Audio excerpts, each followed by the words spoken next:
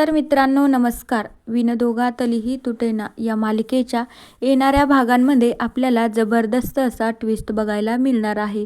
आता स्वानंदीच्या बाबाने त्यांची एफ.डी मोडून जे पैसे यांच्या त्या बांगड्या विकलेल्या असतात ते देण्यासाठी घेऊन येत असता.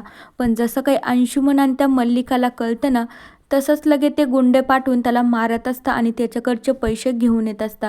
कारण की त्याच्याकडचे पैसे घेऊन आल्यानंतर यांचे खेळ मात्र चालूच राहणार झाले. तर स्वानंदीच्या बाबांनी जर पैसे देऊन टाकले असते तर यांची मात्र बोलती बंद झाली असती. त्याच्यामुळे काहीतरी त्यांनी भानगड करून ठेवली. स्वानंदीच्या बाबाला गुंडांनी मारलं आणि त्यांच्याकडून ते पैसे घेऊन गेले. आता त्यानंतर जेव्हा अंशुमन ते पैसे घेऊन घरी येत असतो, स्वतः तर पैसे घरी आणत नाही, पण तो पार्सलच्या साहाय्याने पैसे घरी घेऊन येत असतो. आता जेव्हा त्याच्याकडं पार्सल येतं तितक्याच वेळामध्ये घरामध्ये कूलर नीट करणारा एक माणूस आलेला असतो. तेवढ्याच वेळामध्ये ते कूलर चालू होतं आणि अंशुमननं ते पार्सल खोलून पाहिल्याच्या नंतर ते पैसे डायरेक्टली पडत असतात खाली. पण स्वानंदी मात्र इकडनं येत असते, त्याच्यामुळे तिच्या हाती ते पैसे लागतात आणि तिच्या बाबाने जेव्हा तिला ते पैसे एफ.डी मोडून पैशाची काढून घेऊन येत असता तेव्हा तिला स्क्रीनशॉट पाठवलेला असतो. त्याच्यामुळे तिच्या लक्षात येतं की बाबांनी मला जो फोटो पाठवला हे तर तेच पैसे आहे म्हणून. आता तिला अंशुमनवर थोडाफार तरी संशय येत असतो. त्याच्यामुळे ती समरकडे बोलण्यासाठी जात असते. त्यानंतर स्वानंदी समरला सांगू लागते की माझ्या बाबांनी जे मला पैशाचा फोटो पाठवला होता त्या पैशाचा सिरियल नंबर आणि ज्या अंशुमनला पार्सलमध्ये पैसे आलेत ना त्या पैशाचा सिरियल नंबर एकच आहे. आता स्वानंदीला असं म्हणायचं असतं की अंशुमननेच माझ्या बाबाचे पैसे गुंडे लावून हिसकावून घेतले आहेत, पण आता डायरेक्टली ती समरला सांगू शकत नसते.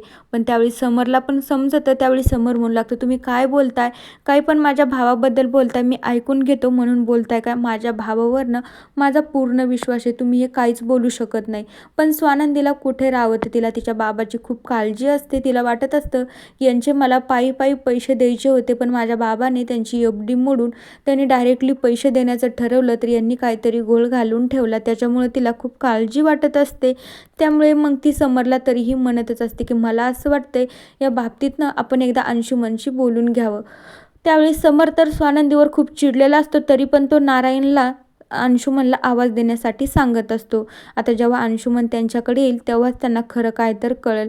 तोपर्यंत तर त्या मल्लिका आणि अंशुमननं काहीतरी नवीन प्लॅन केलेलाच असेल की आता समरला काय सांगायचं आणि त्याचं मन कसं जिंकवायचं आणि स्वानंदीला नेहमीसारखं तोंडावर कसं पाडायचं, जेणेकरून यांचं कधीच चांगलं चालू होणार नाही आणि स्वानंदी आणि समर नेहमीच वेगळे राहतील.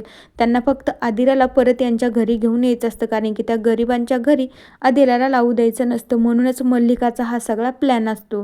तर मित्रांनो, बघूया येणाऱ्या भागामध्ये काय होतं. तोपर्यंत या मालिकेच्या पुढील भागांच्या अपडेट्ससाठी आपल्या चॅनलला नक्की सबस्क्राईब करा. So bye.